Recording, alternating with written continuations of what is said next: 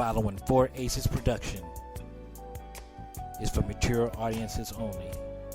Listener discretion is highly advised.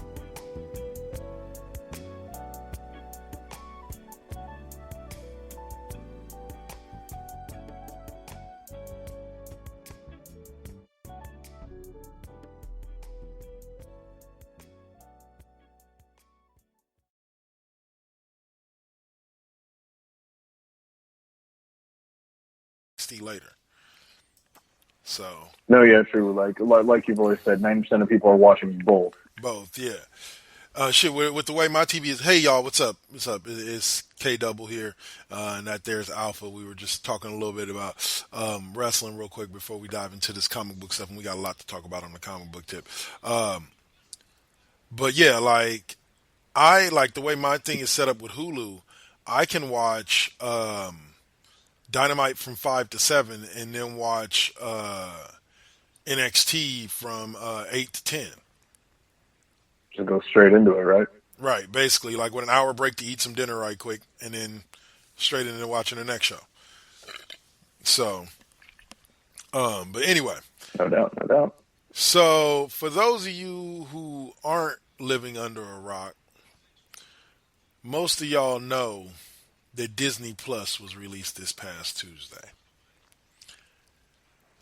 Now, before a lot of y'all get all happy, we're not going to do our comprehensive review this week. We're going to do just kind of a little, we definitely give it 4 thumbs up. Worth doing, no matter what you do. I'll tell you like this. So this is going to sound funny, but I have to look at it this way. Technically, it's only costing me an extra $2 a month to get Disney Plus and ESPN Plus, right? Because I already pay $50 a month for the Hulu Live with Live TV. Okay, now after all my discounts for already having a Hulu account and everything, when I signed up for Disney Plus, the extra that I get charged for having Disney Plus and ESPN Plus is $2.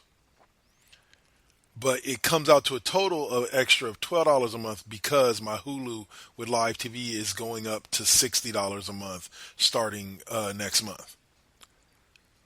So my bill's still going up by $12 to get the extra things, but it's not because I'm paying full price for it. Like I'm technically only paying $2 for the addition of Disney Plus and Hulu Plus or ESPN Plus. And in that sense, it is beyond worth it. Yeah. Oh, yeah. I say this as somebody who isn't like a massive Disney mark. Yeah. It is 100% worth every dollar, considering the library you get access to. Immediately, and the fact that there's more to come. This is just the beginning.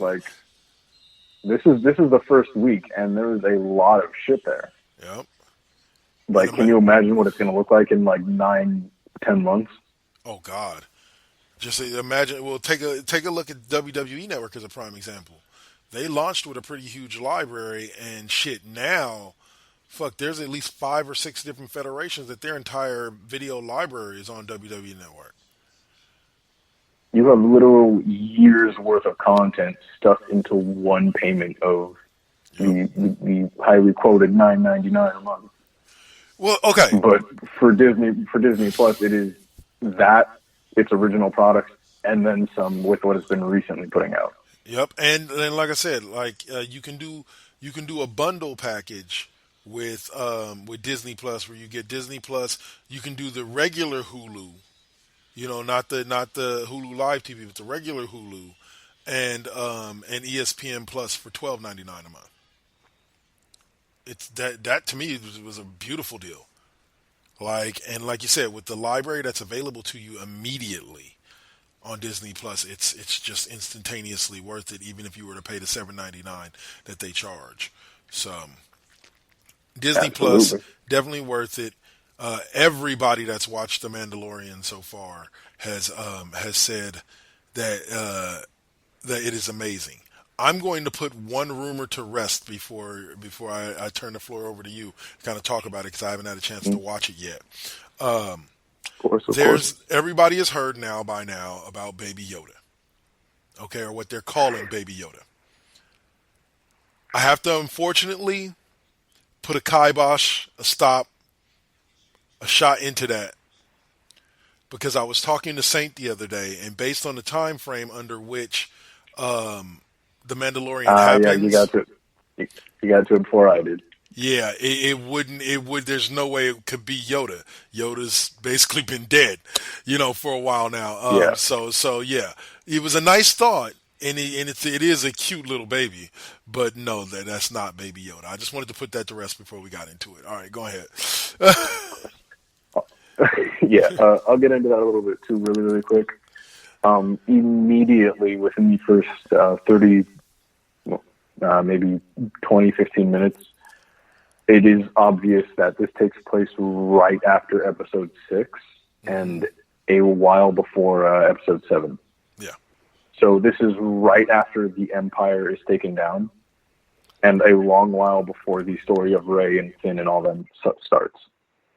Right. This is immediately visible because Mandalorian, he's literally known as the Mandalorian and nothing else at this point, of course, but he is talking to someone who's giving him a bounty. And the guy who's giving him the bounty tries to pay him in Imperial currency. And immediately Mandalorian's like, no, that is completely null and void now. Like, that is useless. Don't hand me that. And, there's a little tidbit about how the Empire has fallen, and then not very long after that point, another person who's giving them a bounty has bodyguards, and the entirety of his squadron of people, the bodyguards, are wearing salvaged Imperial armor. And you can tell it's like dirty and rusted and all banged up. Yeah. So they really immediately hammer in the idea that this is right after the Empire has fallen. Got you. They kind of ram home that idea immediately, right away at the beginning of the show. So yeah, people, not Baby Yoda. And exactly, it wouldn't make sense. Yoda died in episode 5. This is right after episode 6. That doesn't work. So this is going to lead me into the perfect conversation before you start the Mandalorian. Sorry, we got to get this in early. So I had an argument. Go for it. I had an argument with somebody a while back about the proper order to watch the Star Wars movies in. She recently put up a post on her Facebook page talking about when on Disney Plus, the order of it is they have 4, 5, 6, and then 1, 2, 3. See, I told you that was the correct order to watch them in, and I'm like, honey, no, they just did that because that's the order in which they were released. Like, it's not like, I was like, look, you can watch, and I repeated this to her several times. I'm like, you can watch them in whatever order you want. It's your Disney Plus. You choose which movies and what order they go on. Watch in whatever order you want. But real talk, unless you like reading the middle chapters of a book, before you read the beginning chapters of the book, yeah, I would suggest you watch 1, 2, and 3 before you watch 4, 5, and 6. And then move on to 7. I was like, and if you really want to get technical, I gave this overall list to her. Okay?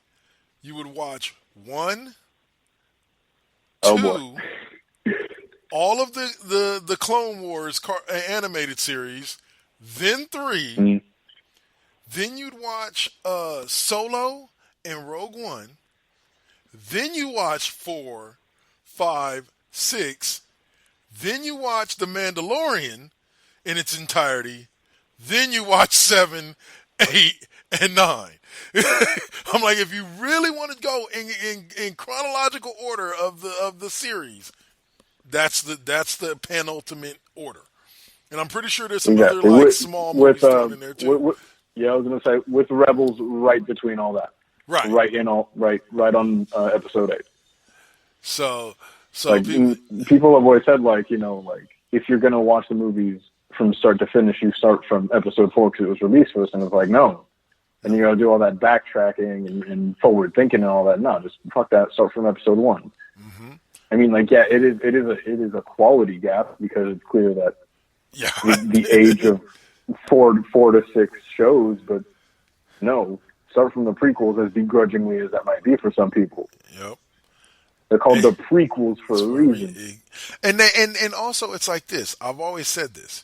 You have to look at each story, each episode as a chapter in a book. You don't read chapter 4, 5, and 6 before you read chapter 1, 2, and 3. You miss a lot of setup. You miss a lot of backstory. You miss a lot of shit that matters before you get down to the meat of shit. You know, I've said that. What's ironic is before episode 1 ever came out, I've always said that it was hilarious how much people love Star Wars to me, because I loved it too. But it's the middle of a book. Like, I'm like, it's the middle 3 chapters of a book. Like, and we don't know how big the book is. Like it may not even necessarily be the middle 3 chapters. It might be the middle of the first third of the book. I'm like, the excitement. There's a lot to fucking cover. Right. Like, if we're talking in chronological order, it came out middle, beginning, end. Exactly. And you can't watch it that way. Wait, no, you cannot. Or you can if you want. Like, if you don't mind doing all that double tree thinking and backtracking and all of that, no, that's why that did that. No, I'd rather just watch it in order. And that's just real talk. To me, it's like, if you're someone who's already seen all the shit, then I wouldn't blame you. But if you are someone being newly introduced, or you're trying to introduce someone new, it is substantially easier to just go prequel, the OGs, and then the new trilogy. Yep. And I want to say, I'm waiting for them all to be released. I believe they only put out phase 1 of the Marvel movies, so I'm waiting for all of the Infinity Saga to come through before I sit down and have my little 36-hour binge, 39-hour binge watch of all the movies. Hell yeah! No, I believe the box set is already out. Yes, it is, but unfortunately, I can't afford it. I was gonna say, but yeah, that shit's like $200, and that's a few paychecks down the line for me. Yeah.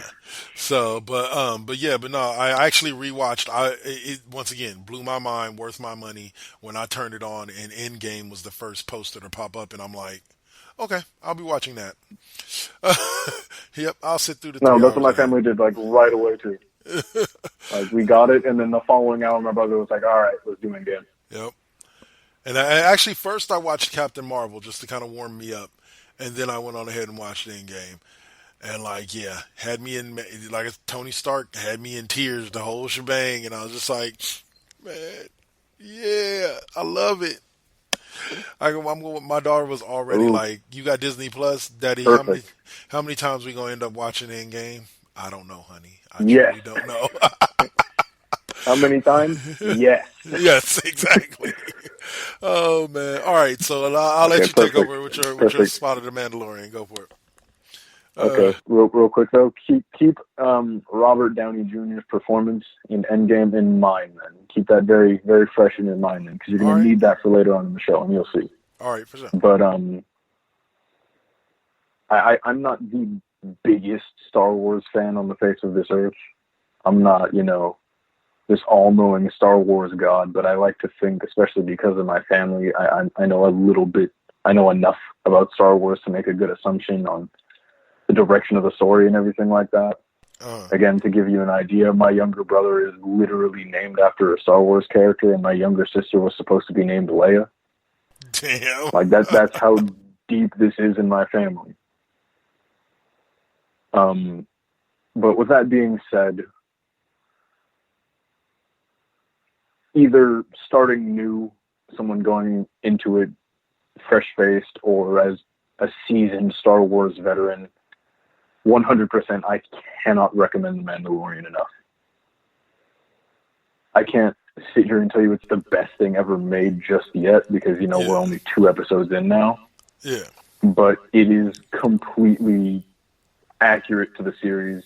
The feel is amazing, and it keeps the whole tone of Star Wars where, it's not exactly gritty, but it takes itself a little bit seriously enough to be actually heartfelt, but not enough that they're not going to stuff little jokes in and everything like that. Yeah. The Mandalorian character is a complete fucking badass. Like, straight out the gate, it is apparent that this dude is top shit. Yeah. I've seen some of the clips. yeah, you get an immediate feel of that. Like one of his first lines, I think his first line actually is he's approaching someone to take him in for a bounty, and dude's like, please don't take me in. I have credits. I can pay you. And I'm pretty sure his first line in the entire show is he reaches for his gun and he's like, I can bring you in warm or I can bring you in cold. Damn. And dude's like, all right, shit, I'm coming. Yeah, I'm good. But, I'm coming. Yeah. It's completely accurate to the series again. It has the same exact feel.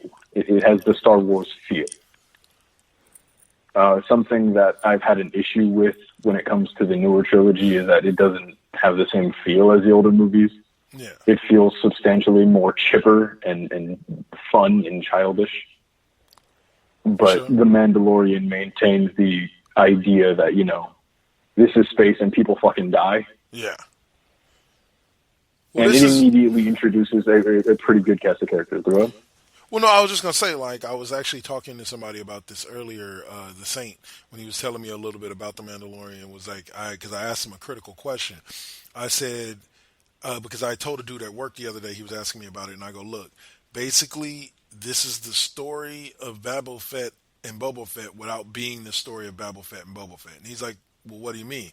I was like, look, Boba Fett, I believe Boba Fett was a Mandalorian. Like the guy that the main guy, Boba Fett, yeah, he was called a Mandalorian, but Mandalorians are also a type of bounty hunter, like a type of elite bounty hunter. And so I'm like, it's actually a race. Is it a race? Okay. See, that I did not know. See, they learning new things every day.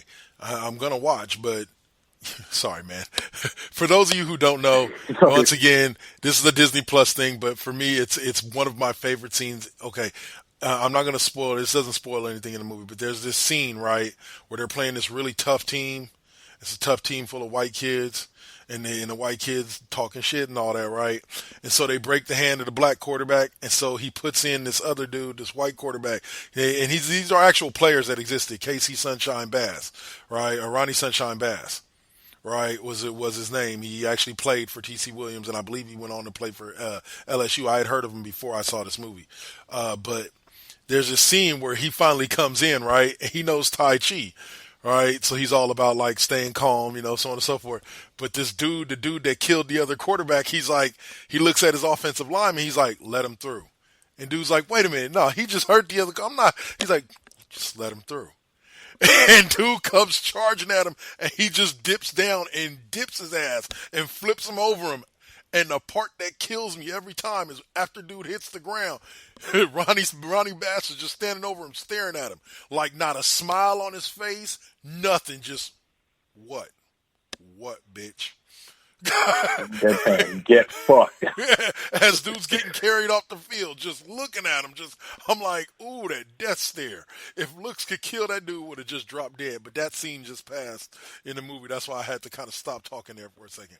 But yeah, that's what I was kind of explaining to him, is like, it's about more. It's yes, it's a little bit about Bobo, and his father Babbo, but it's those aren't characters in the thing. It's more so about that particular race and that particular group and their effect on the Star Trek universe than it is about those particular characters. Those particular characters have already kind of had their day. Boba Fett is possibly one of the most popular bounty hunters in the Star Trek universe, period. Or Star Wars universe. Star Wars. Yeah, I know.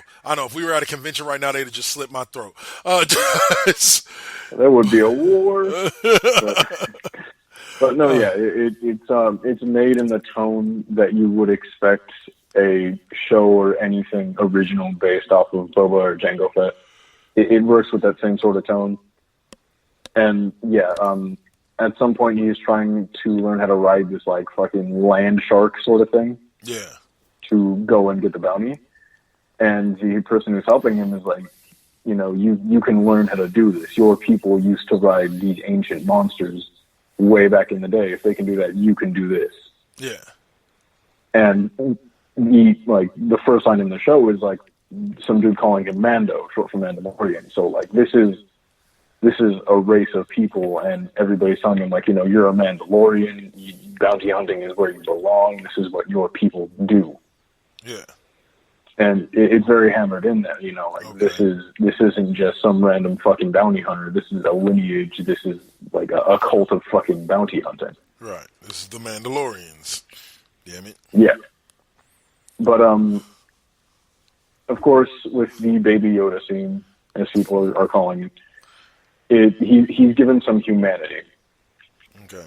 He's not written as this complete stalwart badass. Like, in the middle of a fight, he's shown that, he's nervous and he actually is afraid to die.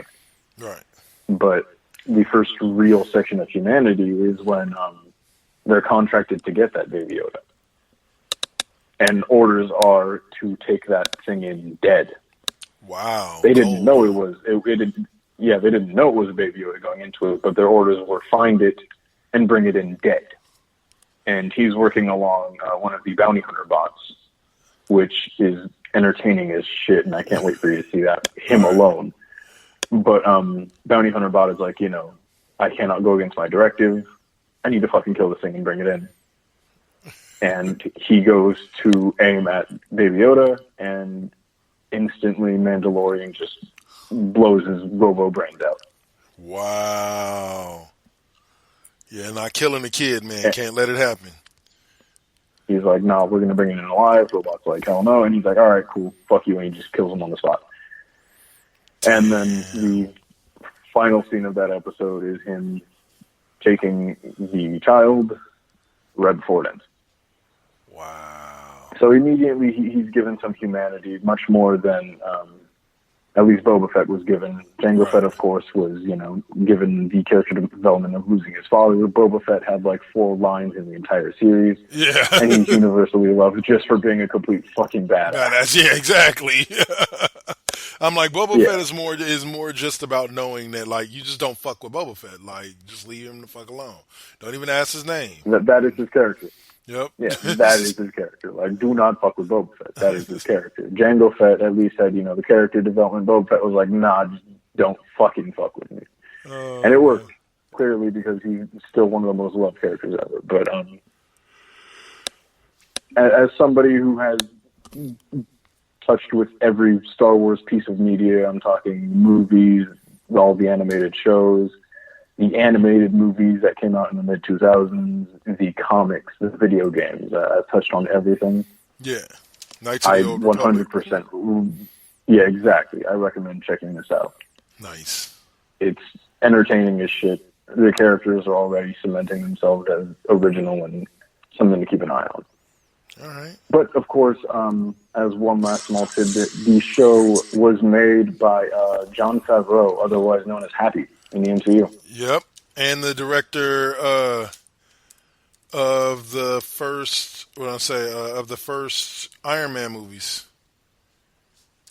Like, exactly, yeah. Yeah. No, I was just saying, yeah, like Mr. Happy himself. Man. It's a small little tidbit, and all that tells me is Mr. Happy has a fat fucking bank account. Yep. Oh, and also, just for those of you who may be a little too young to remember, he also played on a hit show called Friends, where he played the character Monica's boyfriend, and he was actually a UFC fighter. And got killed, not just killed literally, but like got destroyed in the ring trying to fight MMA because he thought it was his calling. But he was like a billionaire playboy that thought MMA was his calling. So fucking great. I didn't even know he was in Friends. That's interesting. Yeah, it's I believe it's in the later season. He dates Monica for a couple episodes. Oh, okay, cool. Well, yeah. As a whole, check out Mandalorian. Form your own opinion on it. But in my honest opinion, it is worth every single dime that you will be paying for Disney Plus. Yep. And like I said, if you get the deal, it's a hell of a deal. If you get the 3-package deal, if you're a sports Disney and like Pixar and Hulu, like on demand Hulu, check it out. It's worth it. All right. What else? All right. Oh, let me do a quick review real quick before I jump into my reviews of the DC shows. Took my daughter today to go see a movie called Maleficent, the second Maleficent movie. Having never, I'm going to put a caveat at the beginning of this. Having never seen the original Maleficent, the first one with Angelina Jolie, and this one had her in it too. It was still a pretty good movie.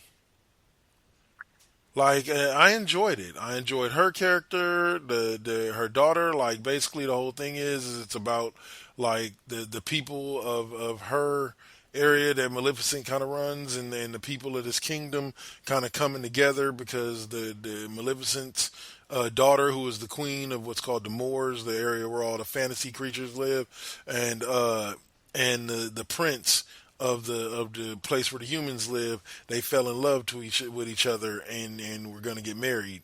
And yeah, it's just a bunch of shit that happens with it.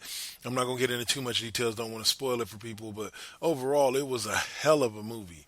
Like great special effects, great shot, great message about peace over war, and just yeah, overall, great movie. I would recommend going to see it before it gets out of theaters because I missed out on two movies that I wanted to see because they're no longer in theaters. I missed out on Gemini Man and Black and Blue. I gotta wait for them to come on Netflix. So I needed to see Gemini Man. It's Will Smith. You ain't go on. yeah, I can't find a single theater. Not even the $4 theater over at Sunrise has it. Really? Yeah, I was just like, man, that Damn. sucks. Well, maybe next week they'll have Man, it. They get new movies every couple of It, weeks. it, So. it would be a shame if I had to pirate that and put it on my 4K TV. I would Yeah, be so no. distraught. Man, yeah, that would hurt.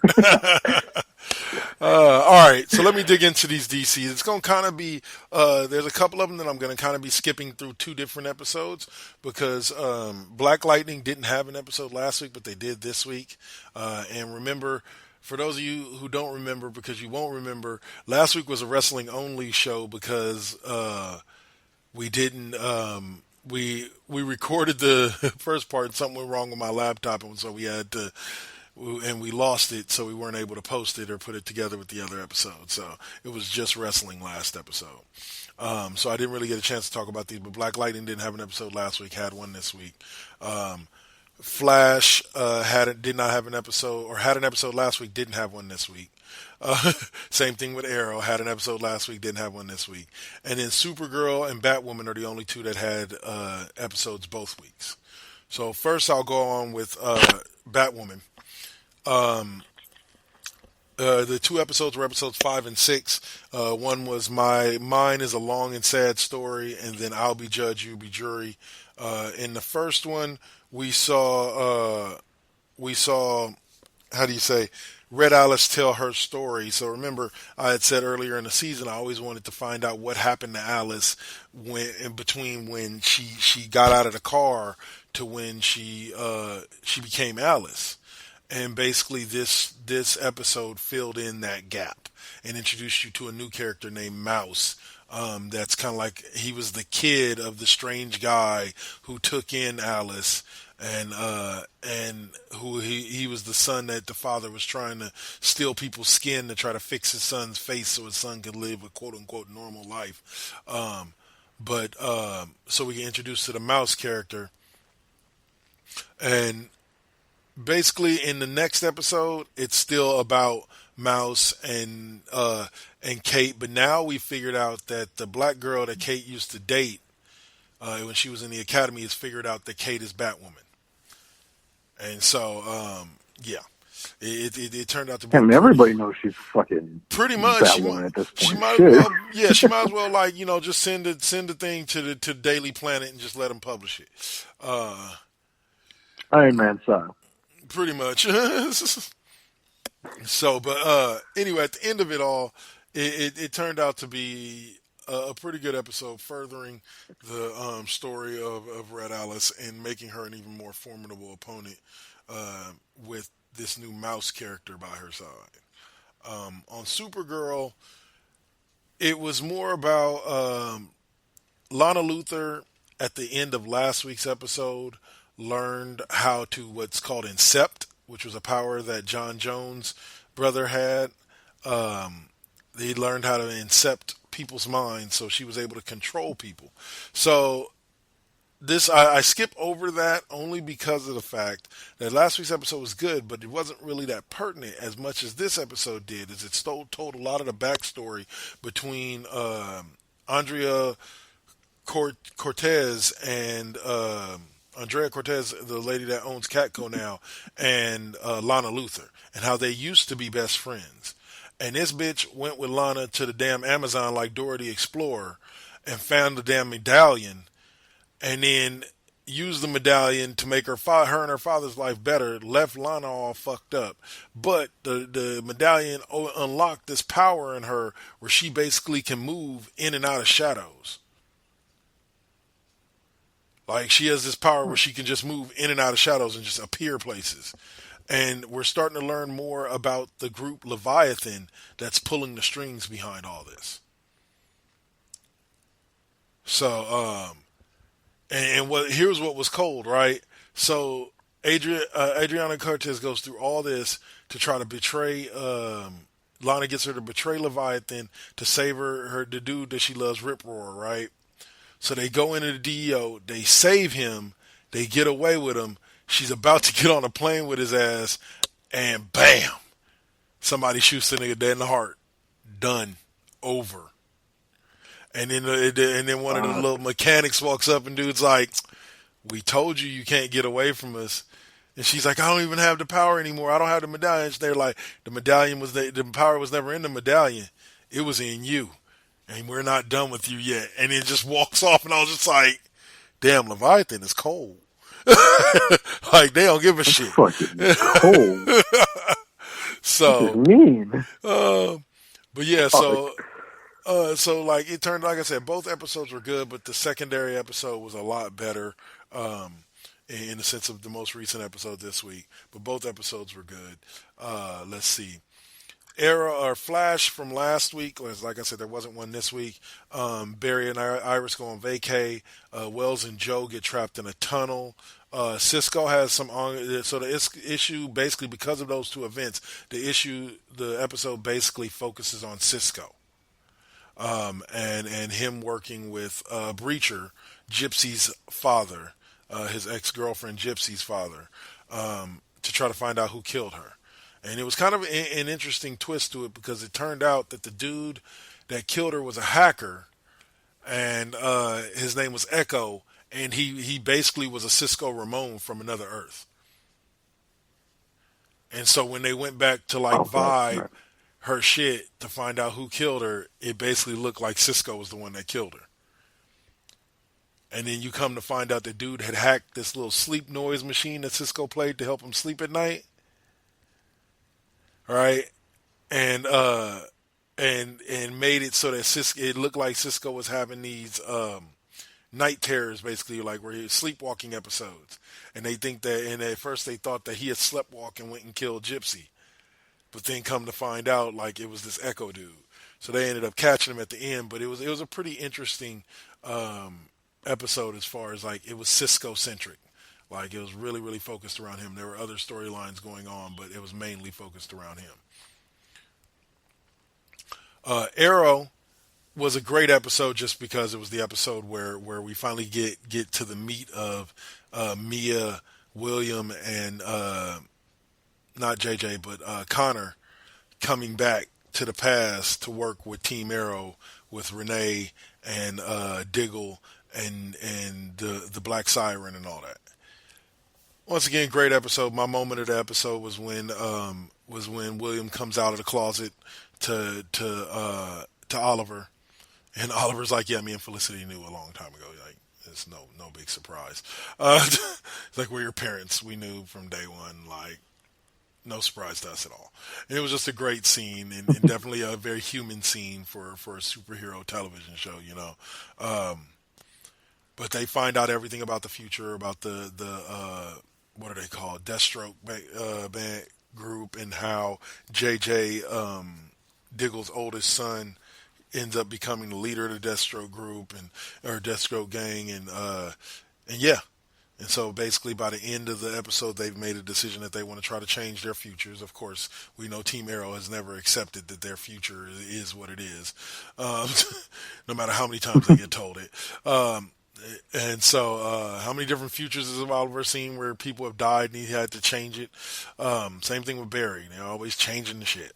But at the end of the episode, the Monitor approaches Laurel and very ominously tells her that that he is willing to bring back her Earth 2, because we all know Earth 2 was destroyed in one of the first couple of episodes of the season.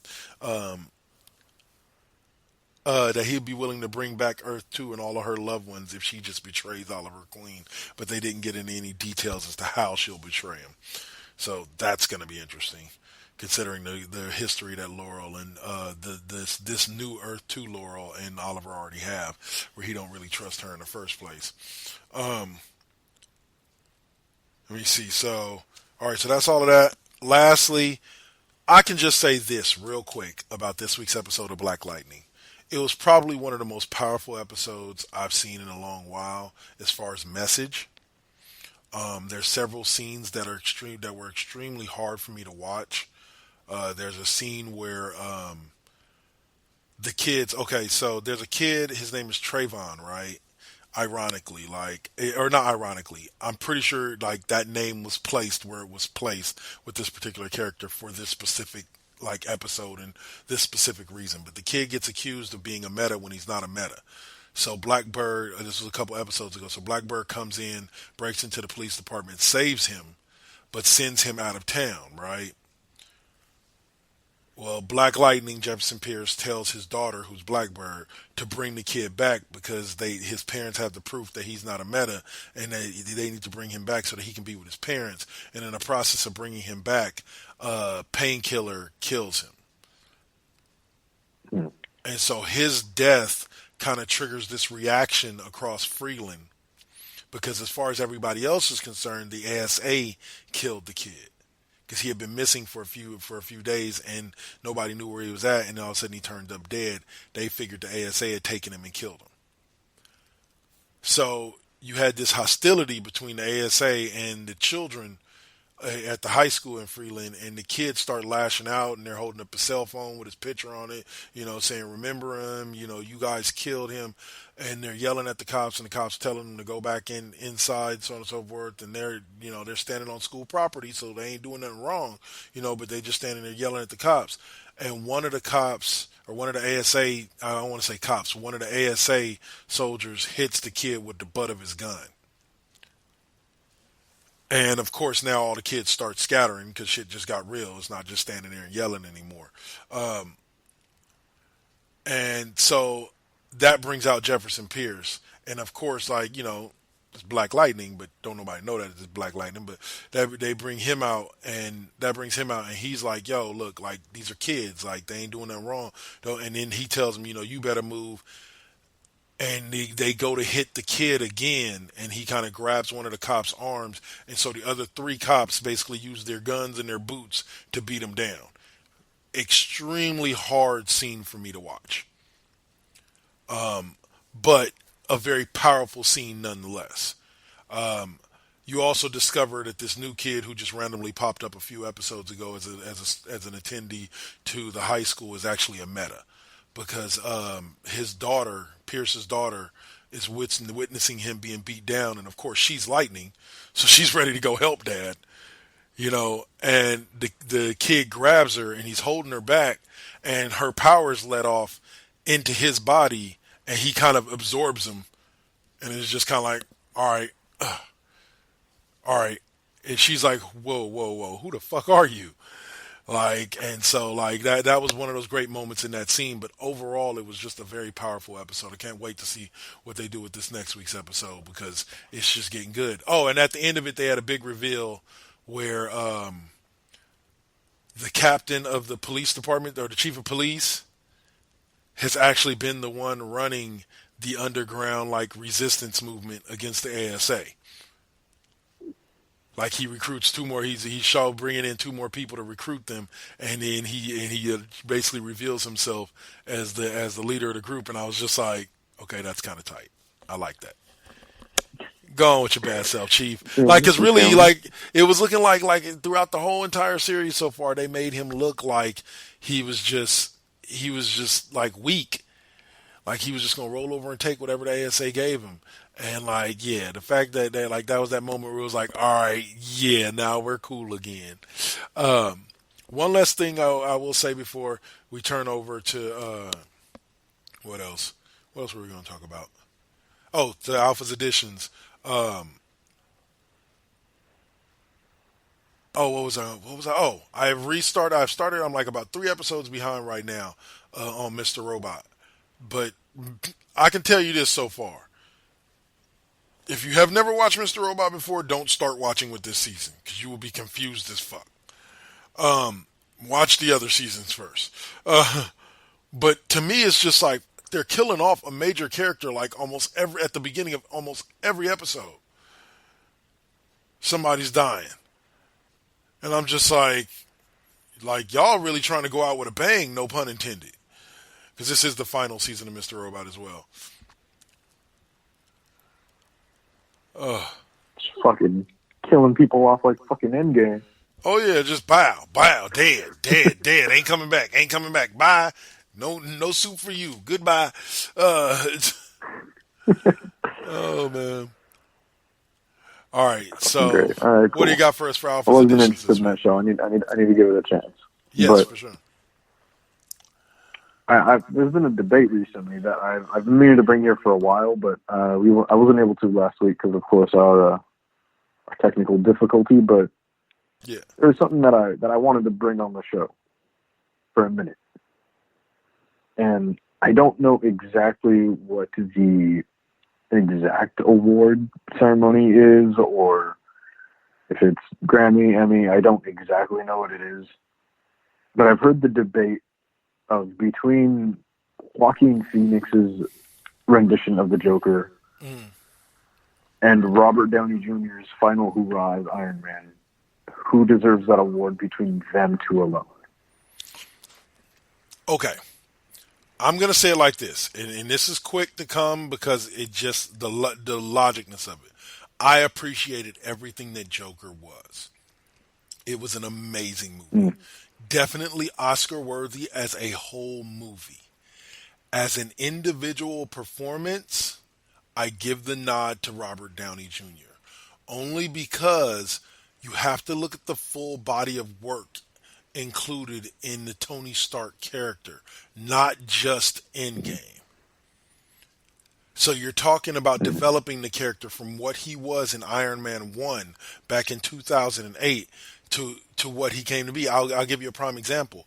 I was watching, I saw a meme that said this, but the thought had already popped into my head while watching Endgame. When he goes, I am Iron Man, and he goes to snap his finger, it's kind of like my brain kind of freeze frames there for a second, and I always see that phrase, that scene when Captain America looks at Tony Stark and he goes, you're not the guy to make the sacrifice play. You're not that guy. You never have been. And to me, it kind of comes full circle with the character at the end of it all, that Tony's the one that makes the sacrifice play to pretty much save the world, to save the universe. And so that to me, I take the full body of work of the character. Yes, you would only be giving it to him for the individual performance within Endgame. But when giving it to him, when voting for him, I would take into account the entire development of the Tony Stark character.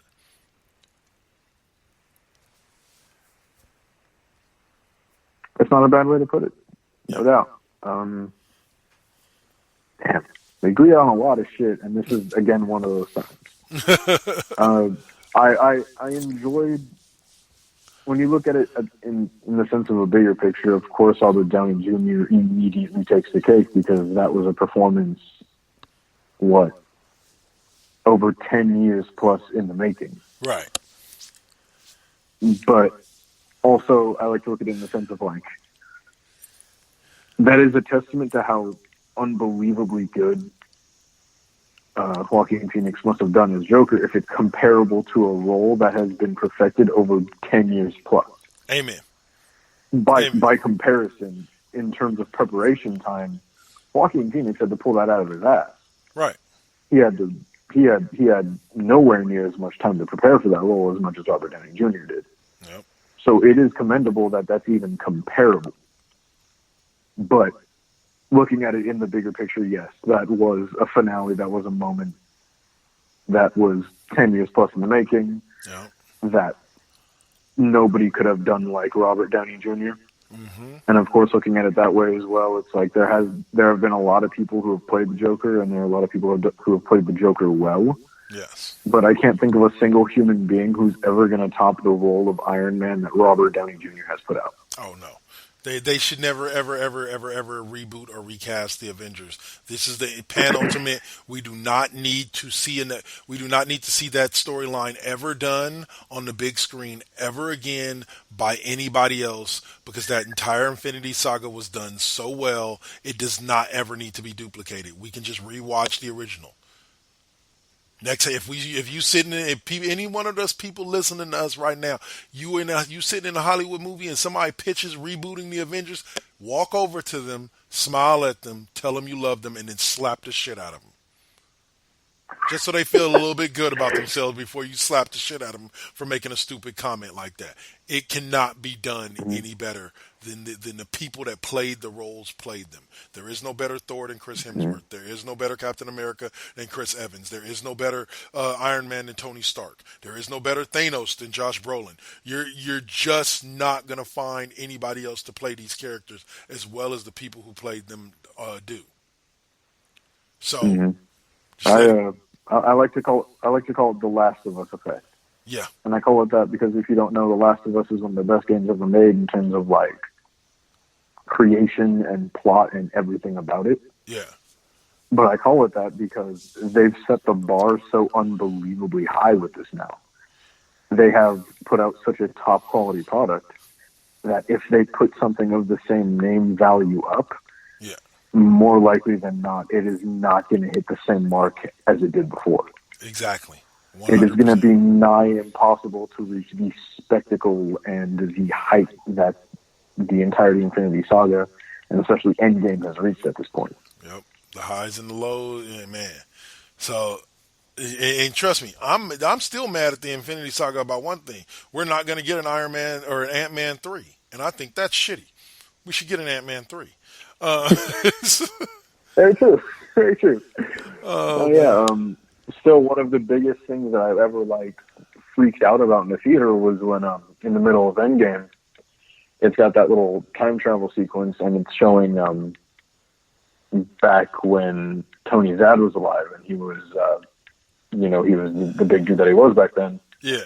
And they pan to the OG Ant-Man helmet. Yeah. Instantly, I freaked the fuck out. Like, oh shit, they did it! They did it! It's right there. Like I thought that what's his name, Michael Douglas, was perfect for fucking Hank Pym. Michelle Pfeiffer was perfect for his wife. Like, come on, people. Mm-hmm. Like, they just really couldn't have. And I'll say this. What was her name? Gwyneth Paltrow. Initially, I did not see her as Pepper Potts. All right? But after a movie or two, she grew into the role. 100% she grew into the role. Now I can't see anybody else playing Pepper Potts. I agree. At first glance, she was not my immediate pick for someone to play as Rescue Pepper Potts. Yeah. But by the time Iron Man 3 came around, it was like, no, you can't really pick anybody else at this point. And she isn't doing bad, so fuck it. Pretty much. So overall, well done, Marvel, is what we say.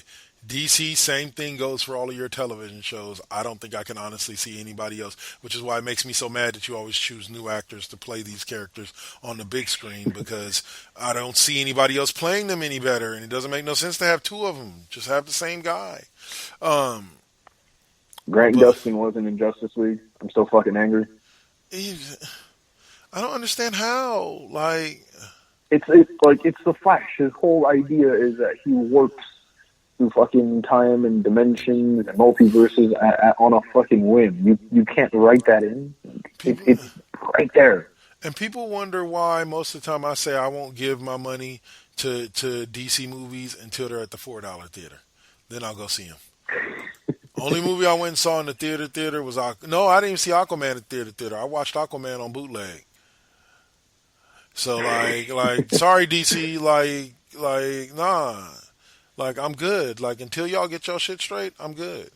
I'm so good. But let's end this segment on a little meme that I found on the internet that I love. It said, "Dear Hulu, Disney Plus, Netflix, Amazon, CBS, NBC, and all other streaming services. We ain't paying for 8 of you motherfuckers, so get this shit worked out."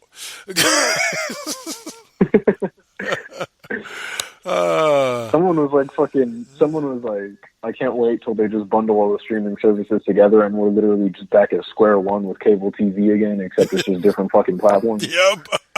You just basically, you know where we're gonna land when it comes to cable TV is we're gonna land at this sequence where Comcast is gonna eventually break down and allow people to start putting together, like literally putting together their own television packages. Like where they're going to be able to nitpick and say, okay, you get a 40 channel package and you can pick which 40 channels you get. I think that's where we're headed at this point. You know, because effectively, look what's the most popular out of streaming services now is the ones where you get to choose what your lineup is. Things like Sling TV is popular because you get to choose. So because of that, I honestly think, like I said, that at the end of the day, that's where either Comcast is going to become obsolete or that's where Comcast is heading. Is where when you order Comcast and you order your box and everything, you'll get a list of 200 possible stations to choose from, and depending on if you got the 30 channel package, the 40 channel package, or the 60 channel package, you'll get to pick X amount of channels, and you'll pay your flat rate a month based off of how many channels you get to choose. With the way that cable packaging is going at this point and how far it's plummeting in comparison to the market that is online right now, I wouldn't be surprised if that's direction. Yeah. I wouldn't be surprised if that came up in the next few years easily.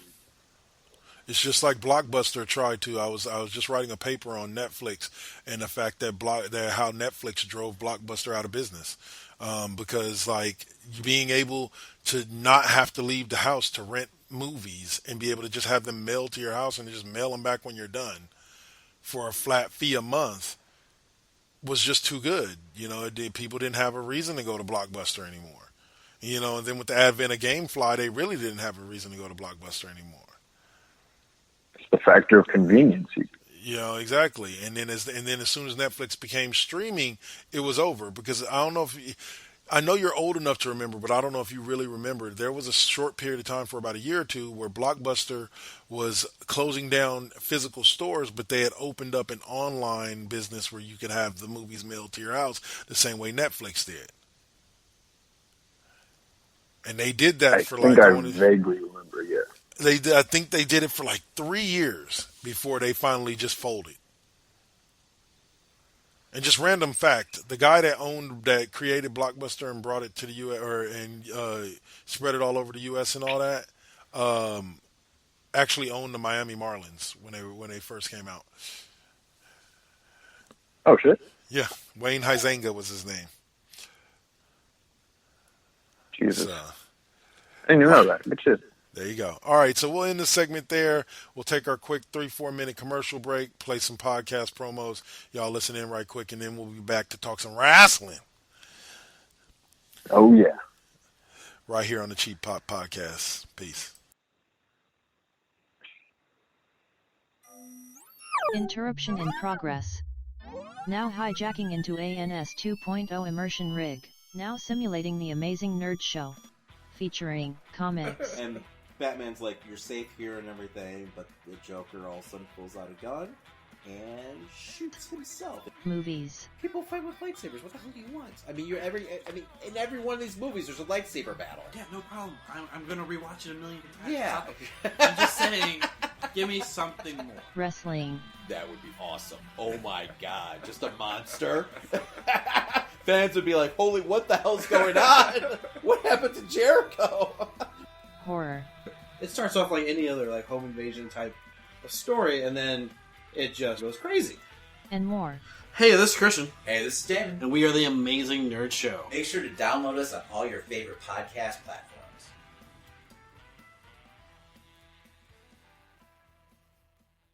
So, what's up? Steve Fingerstyles here, the host of the podcast, spelled DA, of course. Tune in each and every week to hear what pisses me off, what angers me, what I make fun of, and of course, my crazy rants. I also have incompetent co-hosts, cool guests, and a silent producer that sucks. So what more do you need from a podcast? You can listen on Apple Podcasts, Stitcher, TuneIn, SoundCloud, and the Pod Bros Network. Peace. From the galactic depths of the comic book universe comes the ghosts of the stratosphere, ready to galvanize and energize your mind with the latest of comic book news and reviews. And why are you stopping me? Yes, that's much better. Hi, this is Andy Larson for Ghosts of the Stratosphere. Join me every week along with my co-hosts Rob Stewart and Chad Smith, as well as a cavalcade of fantastic comic book guests, as we dish out heaping helpings of the greatest and latest of comic book news and reviews. New shows posted every Tuesday with bonus shows every first Friday of the month. You can find us on iTunes and Stitcher under Ghosts of the Stratosphere, as well as on our website, www.gotstratosphere.com. Hope to see you soon, folks. Game ticket, $50. Hot dog, $8. Team store item, $25. I told him I can beat him with one hand tied behind my back, with some glasses on, with one eye lens out, with some flip-flops on in the ring. Haven't you listened to someone's dumb sports opinions? Worthless. Some people shouldn't talk sports. For everyone else, there's the Unspoken Podcast, available on most podcasting platforms, and on the web at theunsporkensportspodcast.weebly.com. All right. Oh, no. No outro. Sorry, y'all. It was on Auto DJ. Started playing the outro. All right. So, let's get back into this. All right. So, first thing we're going to open up with, which is basically the biggest and some of the most controversial information going on in wrestling today. And that is the fact that the one, the only, Mr. CM Punk has found his way back to WWE programming. That's right. You didn't hear me wrong. Wasn't no scratching your record. Phil Hughes, Mr. CM Punk himself, made his way back to WWE programming. It just feels good to say that. He ain't going to be wrestling, so don't get your hopes up. There will be exactly no personality, and that's all that matters. Yep, but he's going to bring some great moments. Speaking of, I wanted to talk to you a little bit about like WWE backstage. Did you get to see this week's? I know you saw the Punk segment, but did you get to actually see the whole episode? I did not. All I know is Punk came back, and I was going to catch up on it literally tomorrow morning. All right. I won't give away too much, but I'll say this. One of my favorite comedians in the entire world is Gabriel Fluffy Iglesias. Okay. Of course, everybody loves him.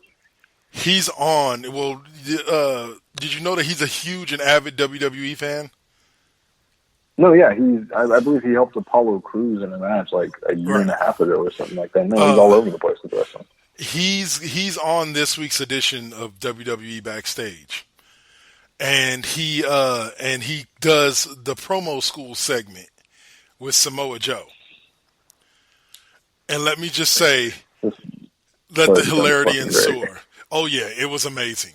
It was amazing to watch. And they had a great interview with Mick Foley. And this is what I love about WWE Backstage, is it is what my previous show, Raw Impact Unleashed, could have been if we had been exclusively WWE. You know what I'm saying? Like just WWE news. Mm-hmm. But they talk about wrestling the same way we talk about wrestling here. They don't talk about wrestling in character. They're not looking to further storylines. You know what I'm saying? When the wrestlers like Adam Cole was on there, Joe was on there, and like Joe was actually smiling, like, you know, and like and was laid back. Like, it's them as themselves. And yeah, there's a little bit of their characters in there, you know, because a little bit of their characters is themselves. But, you know, it's like I said, it's like a cross between, I don't know if you're old enough to remember this, but there used to be a show that came on Saturday mornings. I forget the name of it, but it was like a recap show for all the WWE shows for the week, but it did it from more of an in storyline, like a kayfabe manner. This kind of around what time was it? Oh, God, I want to say late 80s, early 90s when it was big, but it kind of carried on into the early 2000s. Okay. Yeah, but at the end of the day... I'm familiar, but I'm pretty sure if you went on to WWE Network, you could find it. I'm pretty sure it's somewhere on there, like they have some old episodes of it. But they used to do this show, and it's a kind of a cross between that meets Sports Center. Is what the FS1 show backstage is. And so because of that, it gives you this more gritty feel, not in the sense of gritty like dark, but just gritty as in like you're getting a look backstage at, like, you know, so on and so forth. But there was an interview, they do an interview with Mick Foley where Booker T tells the story of how Mick Foley almost drove him out of pro wrestling because he just happened to be live at the match when, I forget who Mick Foley was facing, but when Mick Foley lost his ear. Oh. And his like, fucking ear caught off by the rope, yeah. Yeah, and he tells the story about how the dude came back, the Booker came back with Mick's ear, and he's like, I think this is Mick Foley's ear, Mick. And he said literally, swears to God, and Mick Foley backs him up. He says he turns around to the dude and goes, bang, bang. I was just like, why does that sound like Mick Foley? And he said, and Booker T said in that moment, he wanted to pack up his bag, go home, and forget about wrestling for the rest of his life because this dude was certifiable as far as he was concerned. I was just like, see, it's stories like those that I like to hear. You know, that's the type of stuff that I like to see and the types of interviews and stuff like that I like to hear. But yeah, like that's what I expect WWE Backstage to bring us. And that's why I like CM Punk being on WWE Backstage, because he's already that real type person. So, you know, when he's sitting there talking across from a wrestler, it's just those two chilling, talking the business. Mm-hmm. CM Punk is strikingly similar to Phillip Brooks, the human being. Yeah, Phillip Brooks. Sorry, I thought his name was Hughes. You gotta bring up the classic wrestling saying of, you know, like, the best wrestlers are just themselves dialed up to fucking 12. Yep. And CM Punk is a walking testament to that. But like, no doubt, as far as I've seen, backstage is fucking amazing. And the freedom that they're allowed with that should be the freedom that they're allowed with 90% of the time. Exactly. And so have you had a chance to see the video of when they announced CM Punk was going to be on there? Oh yeah, absolutely. Yeah. Okay. So my favorite part of that video is the fact that Paige marks the fuck out as soon as his music hits. Oh yeah, the fact that Paige is like, is this actually happening? Like, is this him? Paige is this a rub? Like, you know, she's like, well, what's going on? No, like she was backstage terms and everything. She was like, no, is this a rib? Like, yeah. You can tell by that, like, she didn't know what the fuck was going on. She's not in on it. Yep. And as soon as he walked out, she flipped out. And so, like, that was amazing. Like you said, I think you said it, either you or Saint said it when I was talking to him about it, that they wish that there would have been a little bit more interaction between Joe and Punk directly. Oh, no, Joe was Joe was on there. You know, Joe was there. He was co-hosting, him and his power braid. Power braid. But yeah, go ahead. As a big OG Ring of Honor mark, like, everybody knows that Joe and Punk had that hellacious feud very early on in both of their careers. And You know, if I can get just a single nod to that, I can pass away a happy man. Because, like, thinking back to those matches, wrestling fans dream what they did. Yes, it was. And like I said, I wouldn't mind seeing Punk and Rollins, but, you know, for those people, now let's dig into, real quick, the fact that these chumps out here in the IWC, I swear to God, sometimes I hate the internet wrestling community. I truly do. They just piss me off. Like, people out here calling him a sellout, calling him this, and I'm like, really? How are you calling? They're like, oh, he ran back to WWE because he needed money. First and foremost, let's get your facts straight. Let's put this out there right now. CM Punk is not working for WWE. He is working for Fox on a WWE show. I believe he's actually doing double duty and actually working with their MMA show as well. I believe so. But, like, not only that, and it's like, if you think back to what CM Punk has said and what he's been through, do you really think he would walk into that without the liberties that he asked for previously? Exactly. Like, no, he's not stupid. He's not taking the Saudi blood money like Vince. No, I'm 90% sure he would think this through, especially considering all that he's done and said. He isn't a sellout. And not only that, it's like, look, with his lack of success anywhere else, and with knowing that he is possibly the hottest commodity in the wrestling world, would you not take that money and do the same damn thing? Man, it's like, I don't understand what people get. You know what it was though, and I'll admit it. Like, I agree with a couple of these comments that were coming up in my sports group when they posted something about WWE and CM Punk showing back up, and all these people were saying, "Yeah, he's a sellout." Somebody commented, "I see we have a bunch of AEW bitch boys in here." And I'm like, you know what? Normally I wouldn't say that, but this particular time, I'm pretty sure most of the people complaining because everybody had the same complaint. He should have went to AEW. He should have went to AEW. That's what y'all are mad about. Y'all aren't mad that he showed up on WWE TV. Y'all just are mad because he went to AEW. Now let me explain to you why it actually makes more sense if like Alpha said, you've been listening to him in the podcast and all that. He truly doesn't have any interest to get back in the ring and wrestle anymore. And that's what AEW only wants, too. Right. And, you know, if he was to go to AEW, that's what they would want him to do, is get in the ring and, get in the ring and wrestle. He's not interested in doing that. With the WWE contract that he's signing, he doesn't have to. He doesn't have to worry about wrestling. All he has to worry about is being an on-air talent. You know, and so like I said, if you've been listening to him, this WWE deal is pretty much exactly what he wanted.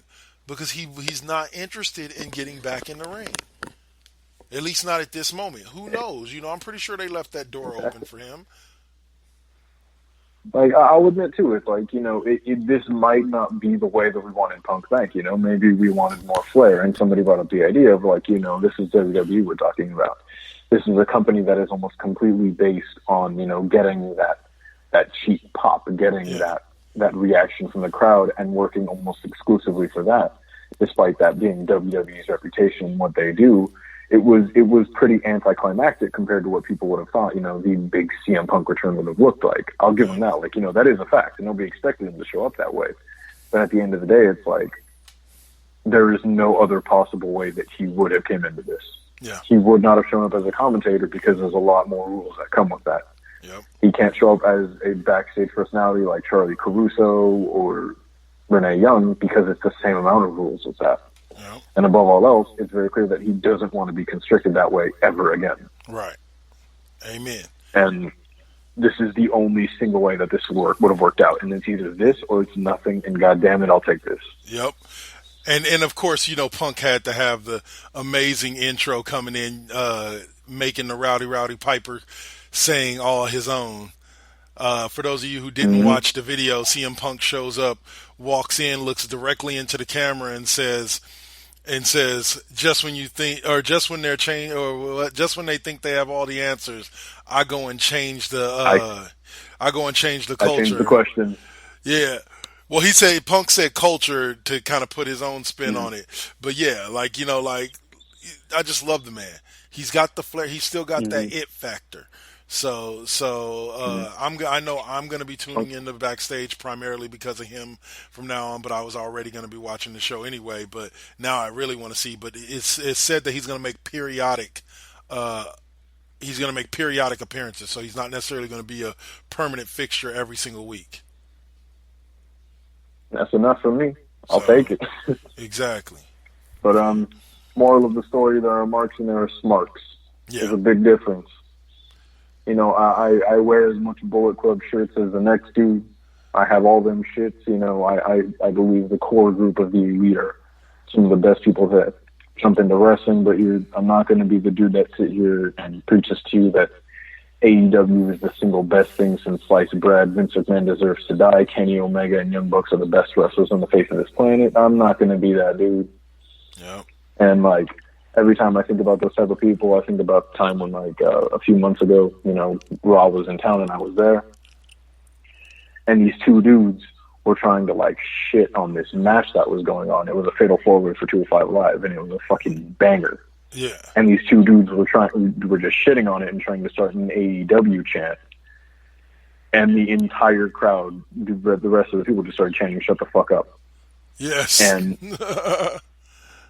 they tried to start the AEW chant, and everybody was just countering it the whole time. And it was just like, no, you've come to the wrong place. Yeah. Sorry, guy. You have no power here. And don't get me wrong, I do as well enjoy the memes that have come from this. The meme that came from this that was like, it was, you know, have you seen the meme where it's like the steps of putting on the clown makeup and becoming a clown? And it was like step one goes on the internet complaining about chants CM Punk's name at every WWE event. And then the next one was like, really wants CM Punk to come back after a blank year hiatus, and then the third one he has almost all the makeup on. He goes, complains or believes every rumor about CM Punk possibly getting back into the wrestling business, and then it shows him in full clown makeup with the hat on, and it's like, but complains when CM Punk appears back in WWE television on WWE's Backstage, and I'm like, that's pretty much it. Spot on. Spot on. Oh man. But all right, so you said you watched Raw this week. I did as well. I actually was kind of impressed. It had a couple of dead moments, like the Truth versus the Singh brothers match was kind of a dead moment for Raw this particular week. Any time that Lana and Rusev are on and Bobby Lashley are on the screen is a dead moment, and they let them have another segment this week. Yeah, I cannot stress how much I fucking hate this angle. Yep. Like, again, you know, it's wrestling. I like to think that I respect everybody, and I respect the people who get into it, and I understand that, you know, in the backstage scene, there's a lot of rules, there's a lot of confines that they have to work with. They don't have a lot of room to breathe and really touch on the material because they are commanded to do a lot of shit. Yeah. But for the love of God, this angle needs to fucking end. Just die. Like, I was able to stand the Jason Jordan as a kid of Kurt Angle. I could stand that, you know, even with how immersed they tried to get into it. I could do that, but I cannot do this. No. Fucking, I call it the Black.com angle because Rusev is just constantly getting shat on. And do you want to know what's really killing me about it, or what's really been killing me about this particular week's events? Is that Lana did the stupid ass fake pregnancy angle, okay, where she said she was pregnant by Rusev and blah, blah, blah, blah, blah. Here's the whole thing about it. For 3 days after that, I kept seeing all these things about, well, you know, Lana says that Rusev is her baby daddy and not Bobby Lashley, and here's why. And I'm like, okay, guys, did nobody watch that segment all the way to the end? I understand it was a horrible segment.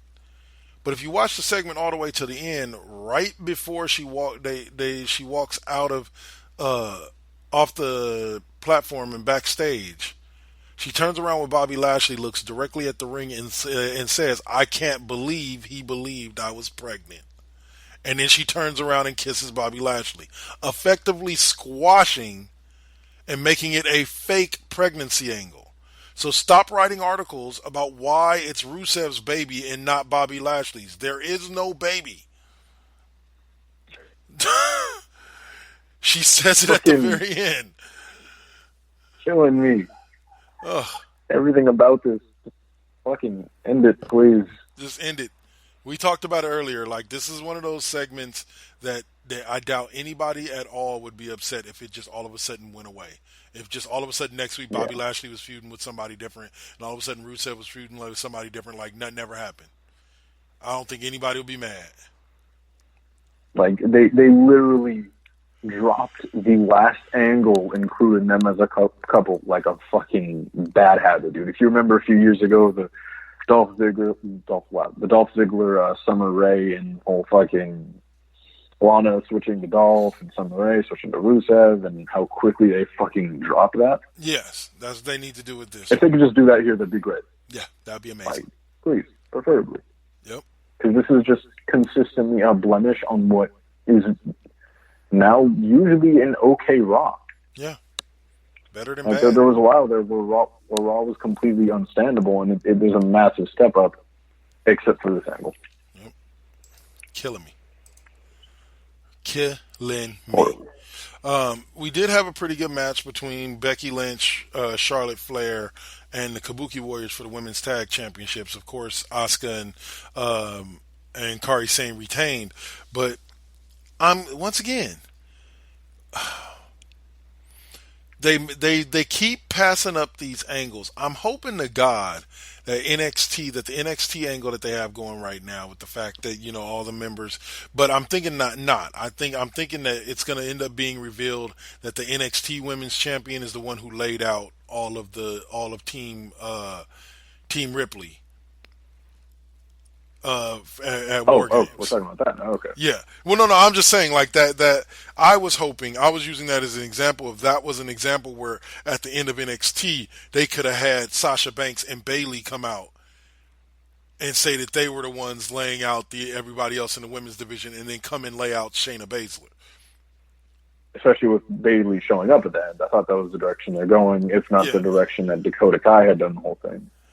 And so I was just like, once again, they keep missing opportunity after opportunity to make this a full three-way battle. Like I said, I can't help but think that this has something to do with the fact that NXT is Triple H's brand. Mm-hmm. You know, good old Triple H has got to get over his guys.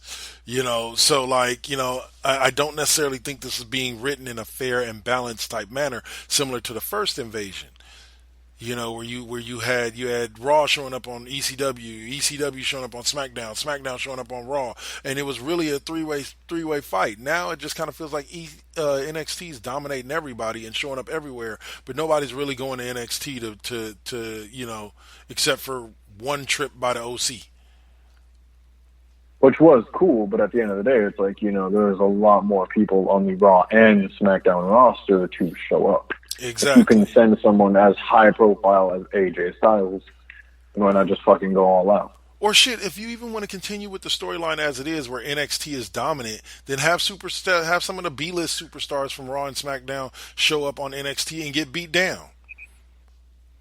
You know what I'm saying? Like, and even if they do get beat, you're seeing some B stars, maybe some people like Apollo Crews, people who don't get the push, to show up in NXT. I mean, right. I'm only using him as an example, but, you know, of course, we've already seen him go back to NXT. But nonetheless, it's the idea. It's that people who aren't being as utilized can still get the chance to show up and maybe do a good match or two, even if the idea is that they're going to get bitch slapped on live TV. Right.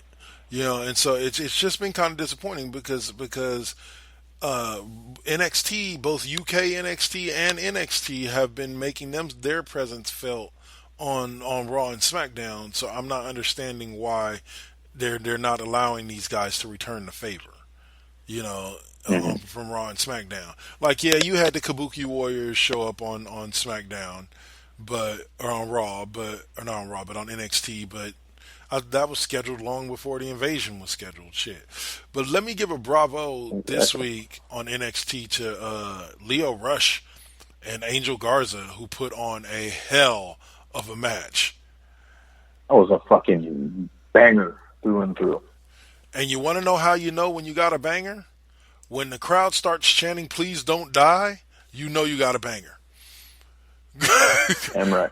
When Angel Garza was getting him up there on the top rope for that wing clipper, and the crowd just started chanting, "Please don't die, please don't die." I was like, okay, now this is a good match. That's it. That's the 5th star right there. I've preached it for a very long time, and I will continue to. Lio Rush is the small man of this generation. Yep. Lio Rush is small as shit, but goddamn, can he go on the ring? I just thought that he's not made to be a manager. He's not made to be a mouthpiece for anybody.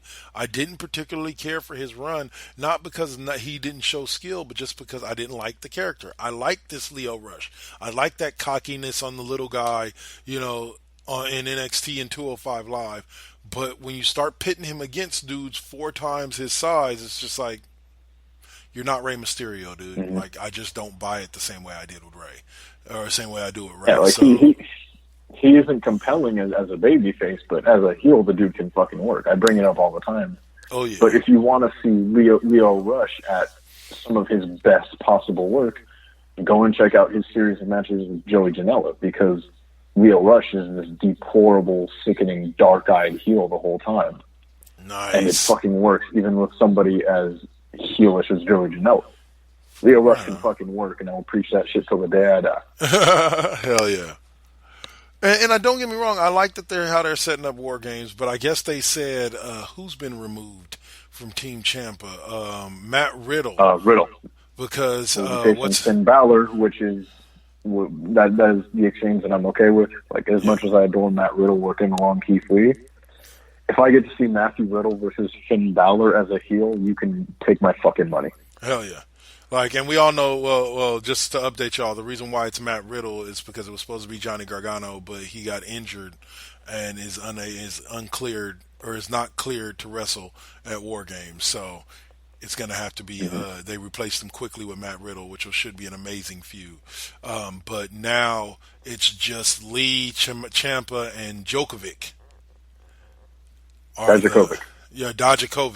Are the three that are there for Team Ciampa. So, and that was a nice little nod to see, because if you don't know, Dijakovic and Keith Lee have a long history together of doing tag teams on the Indies. Well, that should be interesting. Where War Games in general is always interesting. You get them people in there, and you get Keith Lee in there flipping on top of everybody and shit. I like that little smile he gave on Raw before he went over the top rope and destroyed everybody like bowling pins. I'm disappointed I'm not going to see one thing, though. What's that? You cannot look me in the eyes and tell me that the idea of pitting the entirety of the Undisputed Era versus the OC with Finn Balor doesn't smell like money. Oh, I would love it. I would love it. Mm-hmm. Four of the original Bullet Club members versus the Undisputed Era. Like, I don't know about you, but that shit sounds mouth-watering. Oh, I would love it. I would love it. But, Lio Rush and Angel Garza tore the fucking house down. And as much as I hate to admit it, in the main event, Io Shirai and Public Enemy number 1 for me, Mia Yim, actually had an amazing match. I adore Io Shirai, so I had faith in it. But Mia Yim at one point took a nasty-ass bump. She was holding the ladder, and they went for the trademark spot of the high flyer in the match, kicking the ladder at them. And instead of that ending like it's supposed to, it busted open the bridge of her nose. Oh. And it's instant. You see her pull her hair away, and there is blood on her arm, and she turns onto her stomach, and you see the blood just start pooling down under her head. And it was immediately like, oh, fuck, this just got real. That's it. That was just insane, yeah.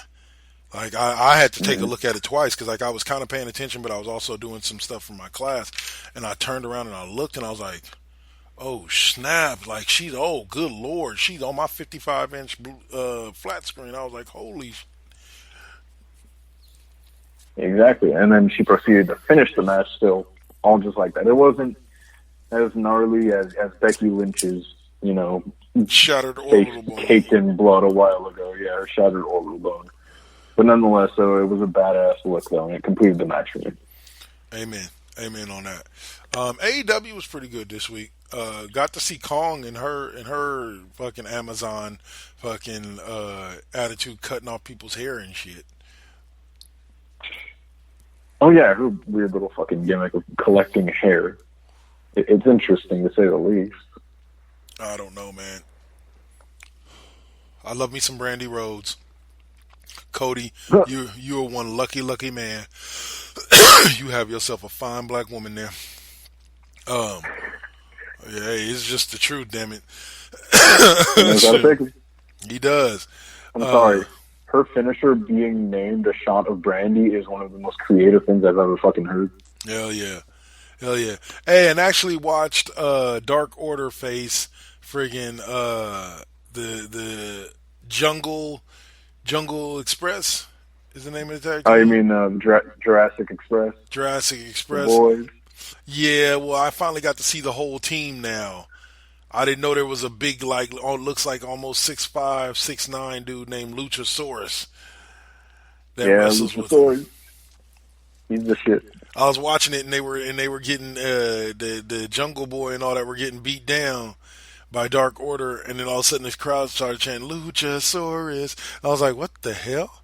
And all of a sudden here comes this big dude in this lucha mask. I was like, oh shit, Luchasaurus, huh? Oh yeah, it's a thing. It's and a he's thing. Not bad. Despite being dinosaur fucking luchador and being like 6'6", they went a little. He can fucking go, and when paired along Jungle Boy, you see some good shit. Yeah, no shit, really. I'll have to check their match out. Like, all I saw him do was, like, he stomped through a couple of people to the Dark Order, and then had this corny moment where three of the members of Dark Order, like, lean up and put their faces out, and he does, like, the Chuck Norris kick three dudes in one kick thing, like, spin kicks them all, and they all fall out, and I'm like, okay, that was not necessary, but all right, I see where you're going. Yep. He's big, he's tough. That was cheesy, but I'll take it. Yeah, exactly.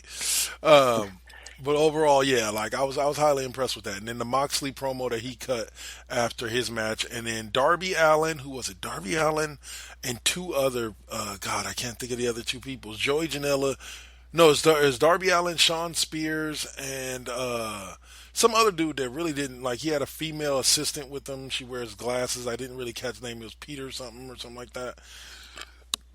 They were in a triple threat match, but Darby Allin shined like a motherfucker. And then after the match, he accepted John Moxley's challenge to anybody back in the back that thought they could hang with him. I would just like to remind you what Moxley and Omega did to each other in that match.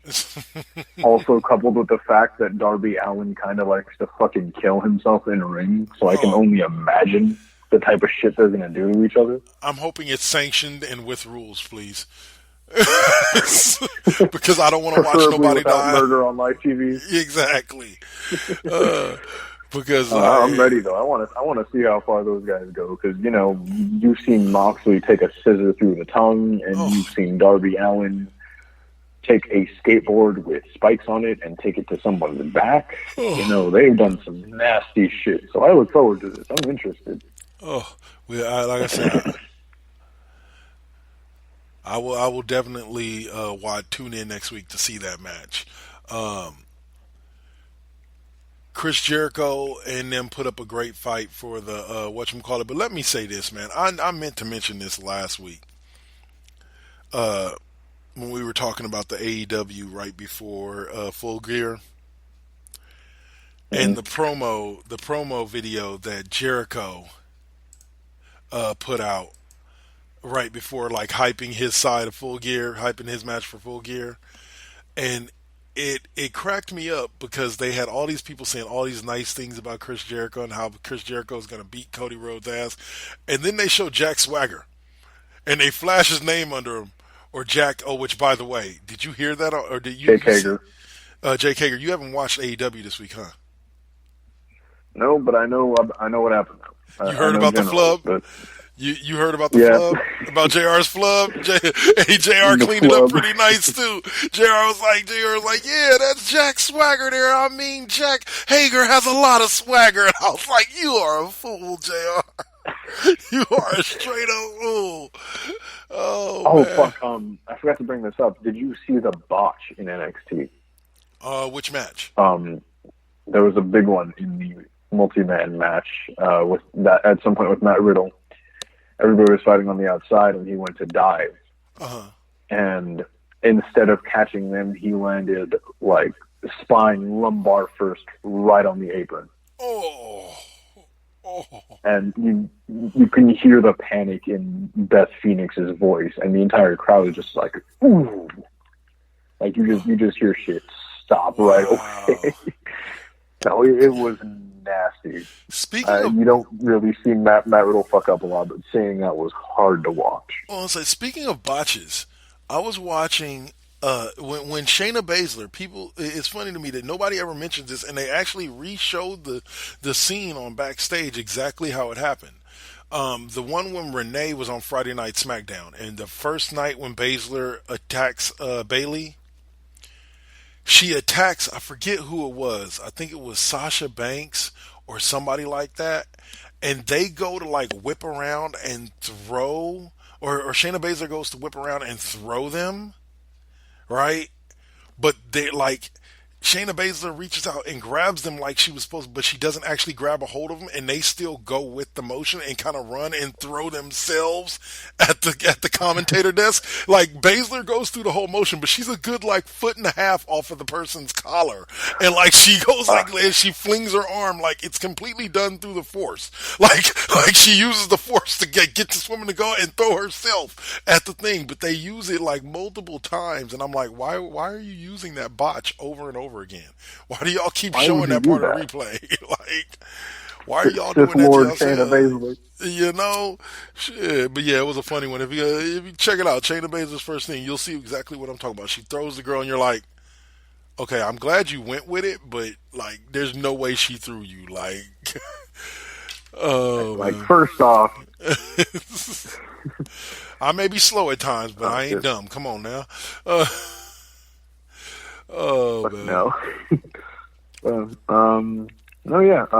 Again, in the ratings war between AEW and NXT is still getting dogged. Yep. Viciously. They are down 63,000 viewers this week, I believe. And AEW is still spiking them. I wonder how much of that has... Go ahead. I wonder how much that has to do with the invasion angle that's being played out right now, and how it's being played out. True. I wonder if that has a big effect on it or not. You know what I'm saying? Like, it's weird because NXT is not bad now. That's the thing. Like, yeah. Arguably, NXT is in one of its best states it's been in, especially with the roster. But yeah. I would still getting dogged, and it might be proving that AEW might not be a flash in the pan. Yeah. And that's the thing, too, is I never quite pictured AEW as somebody that was going to be here and go away. But I also thought that AEW isn't somebody that's going to cause, isn't going to cause an extremely large amount of people to stop watching WWE. You know, because they're talking about SmackDown's ratings are starting to level out. Same thing with Raw's. Like, they're not exactly higher than in years past, but they're starting to level out. You know, they're not dropping every week or something like that. You know, as they were before. If you remember last year, we saw the lowest point that Raw has reached in terms of viewership since its debut. And it was one of the lowest points that Raw has reached as far as content since its debut. Like, let's being real, you know, like, but overall, it was not a good product. Not a good product at the time. It's not the best now, but it's definitely better than it was at that time. And also, I have to say this, and I'm not trying to play devil's advocate. I'm not trying to be that guy, but I'm going to be real. We've had almost 2-3 months of AEW now, right? It started back in like July. Mm-hmm. Really, I'm impressed with 99.9% of the content, but there's still some stuff that needs work in AEW. You know, there's still some stuff that needs to improve. Like, AEW is not the perfect wrestling show. It's a great wrestling show, you know, but it's still got some work to do. You know, and so, like, as much as I put over AEW and say, yes, if you're a wrestling fan, you should watch it, it's not perfect. It's to me, it's a little bit better than Impact Wrestling was at its peak. Not a bad way of putting it. There are bad things in AEW. Like, for me, AEW's women's roster and their women's matches have nothing on main event NXT female matches. Yeah. Like, they have arguably a better roster, but in terms of in-ring action, I don't see anything better than what I see at takeovers. Yep. And even sometimes on weekly NXT. Yep. AEW is not perfect by a long shot, but is it better than a lot of what we're being spoon-fed? Yeah, no doubt. No, and also, as much as AEW, and this is understand, guys, that when I'm saying this is what's called a nitpicky review. Meaning, like, I understand I'm watching a great product, but I am nitpicking it. Just because, like, you got to be as nitpicky with this as you are with WWE. So, you know, they give you statistics about these wrestlers, their win-loss records, but they don't necessarily explain what it means or how it truly affects each wrestler. You know, giving a recap of explaining, well, you know, when the guys come out for the tag team match and you're showing their records, and then showing a list of the top 10 records, tag team records in AEW, and explaining, like, why. You know what I'm saying? Like, last week, before Chris Jericho and Sammy Guevara went out, you know, and won their match, you could have or after they won their match, you could have given a graphic showing, hey, they were like number 2, and then now they've moved up to number 1 because they're undefeated, and that's why next week, you know, they're going to face the tag team champs for the belts. You know, make that 2-0, that 3-2 that we see every week when these wrestlers come out mean something. You know, and so I think that's something that they're lacking in. It's not that the having the records is a bad idea. It's an amazing idea, and it's an amazing concept. But I think there needs to be a little bit more involvement in it than it just showing up on the screen and going away. Mm-hmm. So, like it has to be more than just a number being displayed. It has to translate to the matches that are being put up and the way everything's working.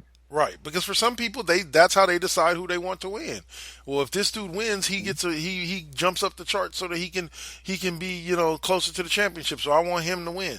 It's all a part of all inclusion. I love what AEW is doing, and they definitely appeal to the fans. I think that I read an article a few weeks back that I really, really liked, that made a lot of sense, that was like, I forget who the wrestler was that said it, but they said AEW needs to stop, or I think it was CM Punk, said that AEW needs to stop focusing so much on WWE and just focus on continuing to put out the great product that they're putting out. Mm-hmm. And basically, like, stop taking moments out of your promos to take shots at the WWE, and just build your match. Mm-hmm. We've talked about that before, and how one of the biggest downfalls of WCW was that it was more focused on being better than WWE, and they chose that over being a better wrestling promotion as a whole. Right. They lost sight of being good rather than being better than WWE. And that's where they failed. And like 60 to 80% of the popular wrestlers that came out of the Attitude Era, I'll say closer to 60%, are all friggin' what's it?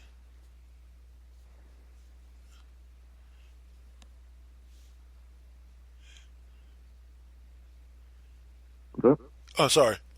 Are all former WCW wrestlers. So WCW had a lot of talented wrestlers. You know, imagine if WCW had been ran the right way and they had been able to keep the likes of Eddie Guerrero, you know, Chris Benoit, and they would have been able to keep them within their ranks. You know, if you look at all of WWE's top guys ever, WCW either had them before or after. Yep. And so it's just one of those type of things where AEW just needs to just do AEW. Don't worry about what WWE is doing. Don't worry about checking in on what their storylines are or whatever. Let WWE do WWE. You worry about you and put on your show. Companies like New Japan and ROH have survived for as long as they have, despite WWE crushing a lot of companies at their level. You know, the reason why they survived is because they do their own thing. They don't worry about what WWE is doing. They don't build any of their programs around what WWE is doing. They don't take time out of their promos to take shots at WWE. You know, on a regular basis, I should say. Because I want to say for like 4 episodes straight of Dynamite, there was some kind of WWE reference. And it was just don't get me wrong, it is fun to see. It is fun to see those little things, especially from people who were WWE mainstays like Jack Swagger, Chris Jericho, Cody Rhodes, and all that. Right. But at some point, it'll stop being AEW's brand of humor, and it'll start getting a little too close to Impact, and I don't want that. Exactly. And now, mind you, once again, Impact is another one that feeds into that statistic or that thought process that I gave you about when you do your own thing, you're more successful. When Impact was doing their own thing, when they were really at their peak, before they hired on Hogan and Bischoff, when they were doing their own thing, running their own storylines and all of that, they were very successful. They were climbing in popularity. Like I said, they weren't necessarily going to catch WWE, but they were definitely becoming more popular. You know, they had their own crowd. Right. They had their own niche community. And I've always said the biggest mistake they ever made was going away from the 6-sided ring. I always say that. AJ Styles has said it too, and it's like one of the most profound things that I've ever heard, because it's like the single thing that made TNA for a long time was the 6-sided ring. And that was one of the few things that was absolutely amazing that they never, ever should have dropped. Like, you know, their biggest issues are among taking in Hogan and Bischoff as a whole, letting people like AJ and Joe go. But something that's really, really small that had a big effect on me, at least, was them just switching the ring. Yep.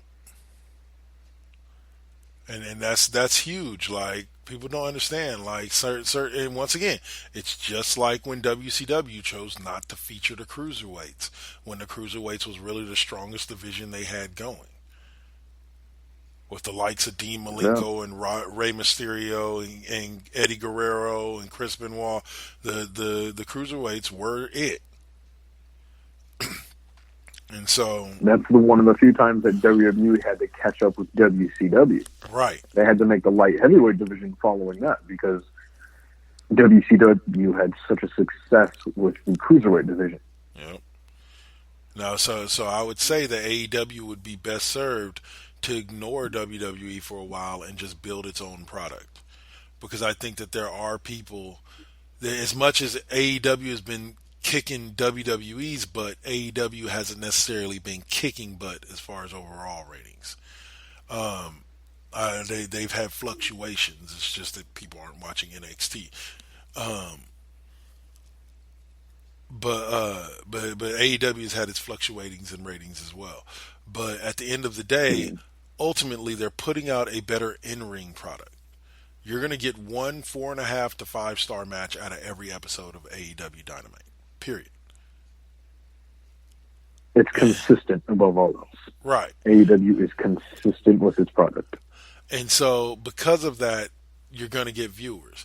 NXT to me does the same thing, but I don't know what people aren't liking about it. Like, I enjoy the dude, the commentator, I can't think of his name. Mauro Ranallo? Yeah, he's always got some kind of pop culture reference. Always. 100% of the time, Mauro Ranallo is straight fucking fire, purely because you can tell he adores his job. Yes. Loves it.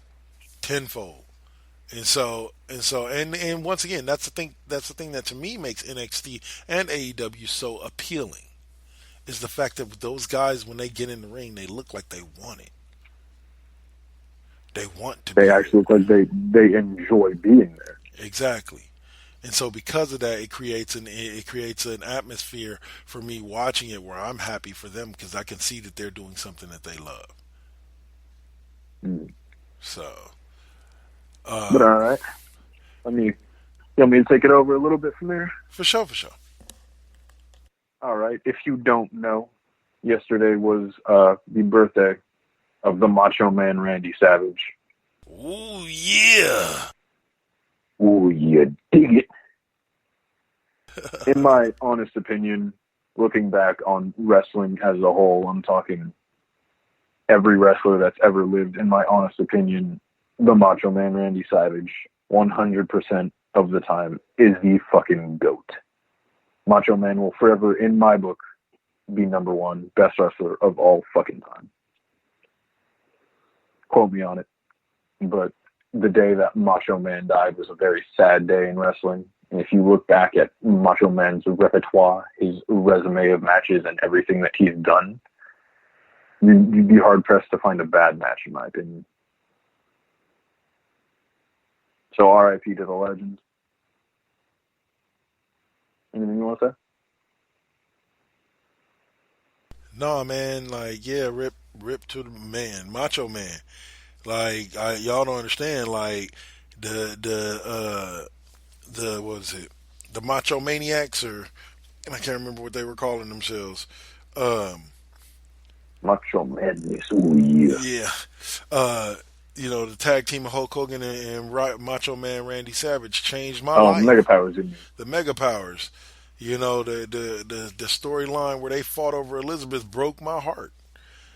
Literally, like I completely that was some of the best storytelling wrestling wise, ever. Shit. I remember going and seeing a match live between it was Hulk Hogan and Macho Man Randy Savage with Elizabeth against, I forget who Scary. No. It was after they had broken up. So it was Hogan with Elizabeth and Macho Man with Scary Sherry. Going head to head in a cage match. And I just remember like watching it like, wow, dude, these dudes really don't like each other. But Hulk Hogan was my hero, so I had to root for Hulk Hogan. But I really liked Macho Man Randy Savage, so I was torn as a 7-year-old. No, I was a torn little kid, just couldn't figure it out, man. But it made for great storytelling overall. The Mega Powers coming together and the Mega Powers colliding will forever be one of those things that is a hallmark in wrestling history because it was such a big thing. Yeah.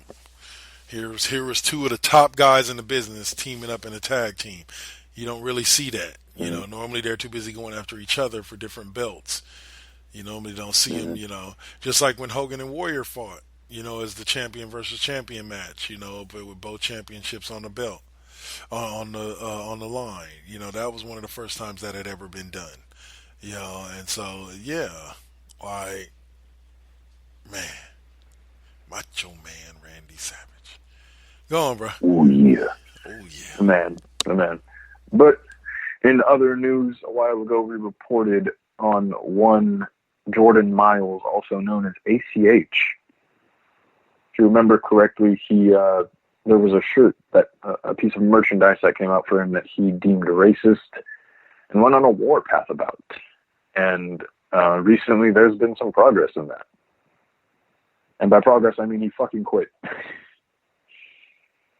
He put a video on Twitter, and I thought I'd like to quote it because it's exactly how you think he would react coming from all this and how he reacted originally.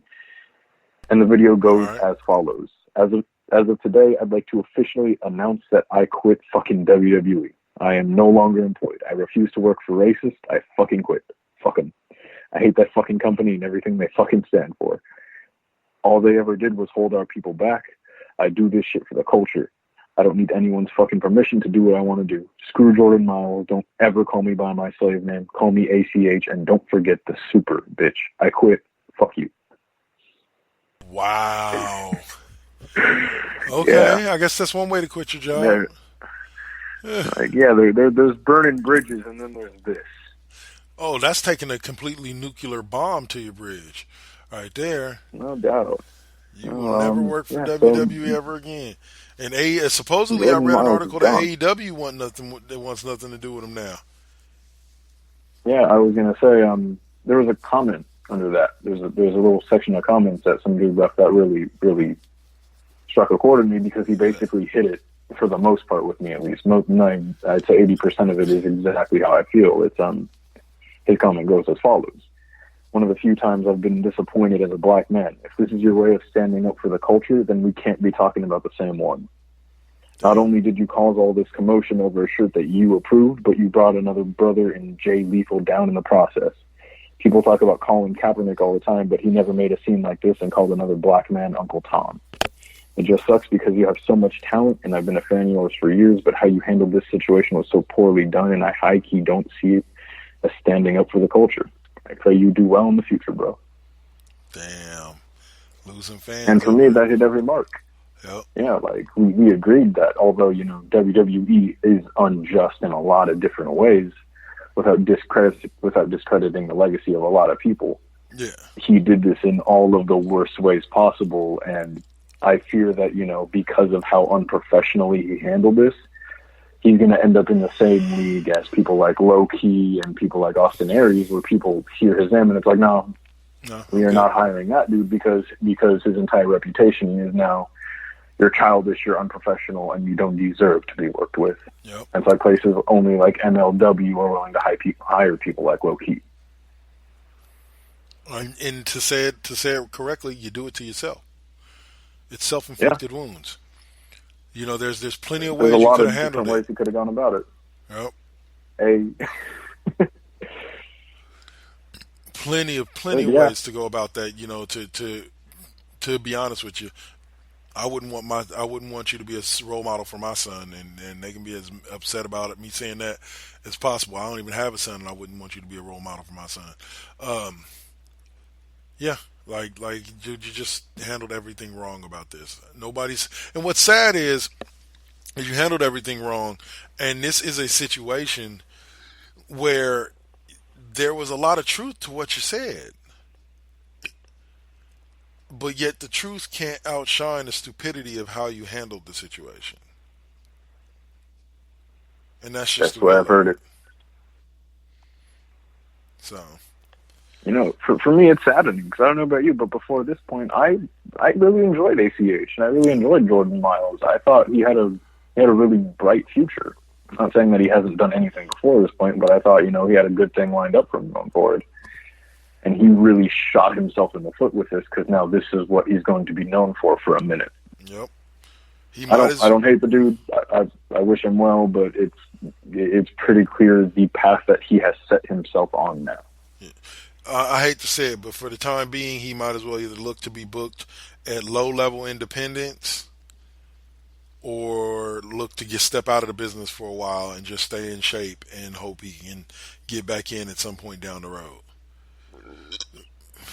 It isn't impossible. There are people that have done much worse and still, can continue with their wrestling career, but it's still, this is something that will forever be on his record. Yep. This is what will forever be associated with the name Jordan Miles. Yep. Speaking of, real quick, back to that Chris Jericho video. Why the hell did they have Virgil on there? And call him by his government name? I wish I could tell you. And anytime I see Virgil anywhere, 90% of the time, it's like, I'm content with the fact that Virgil's just going to show up wherever the hell he wants, whenever. So I just got to let it happen at this point. He's kind of like Ron Simmons is within the WWE, except with the rest of the wrestling community. Virgil just shows up places, says some shit, and goes away. Like, nobody knows where Virgil goes. Nobody knows where Virgil comes from. It's confirmed that, he's there purely for the paycheck and nothing else. Yeah. and that's it. You just got to take it for what it is. But and to finish out that talk, but the Jack Hager segment, part of that video cracked me up because they kept flashing his name underneath him and they were panning the camera around and he just never said anything. Like, they flashed back to him like 4 or 5 different times, and it was just him standing there. And I was just like, okay. Now, after the third time, that shit was funny. The fourth time, you cracking me up. Like, why do we keep going back to this dude? He ain't saying nothing. He's just looking at the camera. Just like is this supposed to be intimidating? Yeah, Am I supposed to be intimidated? You looking at me? No. But yeah. Last thing I'll say real quick before I let you get to your wrestler of the week. I'll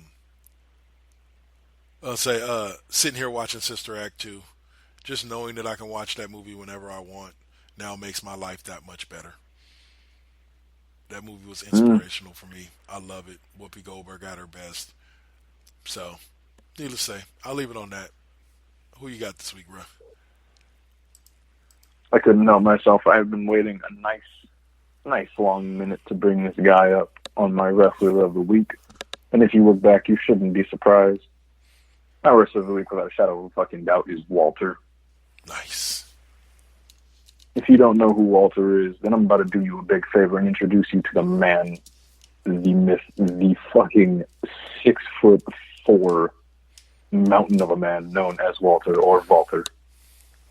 Doing a little bit of studying and looking around, I found that at some point he went by Big Van Walter.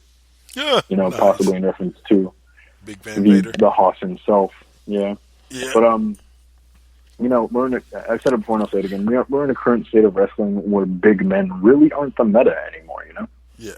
Big men in wrestling used to be the only possible option, but we're in an era where wrestling where the smaller guy is taken in favor purely for his talent, which is rightfully so. But we don't see a lot of big men who can perform as well as we used to, And for me, Walter is a generation-defining Hoss. I can see that. The gimmick of Austrian ring general is taken to an nth degree, and it's raw as shit. And despite the fact that his character is that he carries himself regally and he carries himself above anyone, you're not going to see many people who hit as hard as Walter. I'm talking, if you look up pictures, you'll see pictures of people after they get, Walter's, his chop. His whole thing is he chops the skin off of people. Oh. No hyperbole. You can see pictures of him leaving his hand mark on people after a match, and you'll see bursts of blood vessels, then bleeding. You'll see scars. And there's another picture from a while back where he has this sort of thing where where Sheamus puts him on the ropes and he does the beats of Bodran, he just caves in their chest. Walter has that, but instead of multiple strikes, he just does that hard as shit. And there's a picture on Impact, and you can see dude's chest like caving inward upon getting struck by Walter. Damn.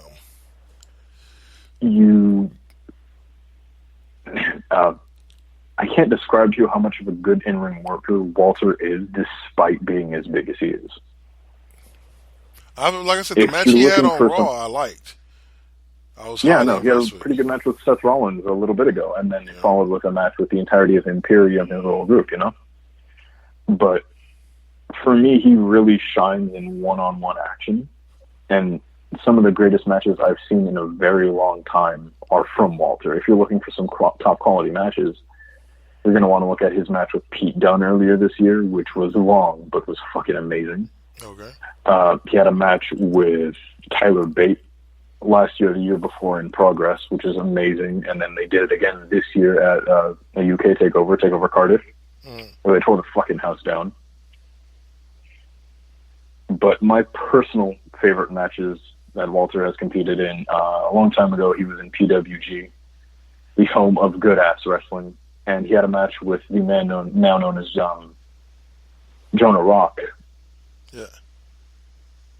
Oh, no. His name was Jonah Rock back then, but now he's currently known as Bronson Reed in NXT. But he had a match with Jonah. He had a match with him. He had a match with Jonah Rock and Keith Lee, and they tore the fucking house down. It was a big boy battle.